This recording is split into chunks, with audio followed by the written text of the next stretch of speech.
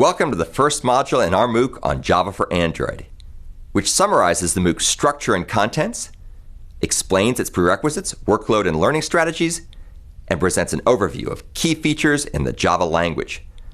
focusing on its support for object-oriented programming concepts used to develop Android apps. After completing the lessons in this module, you'll be able to understand how to meet the course requirements, name the key object-oriented features in Java needed to write Android apps, and know where to find the information and resources you need to succeed in this MOOC. Much of this information is available in the Frequently Asked Questions, or FAQ website, so please read it carefully prior to watching the lessons in this MOOC.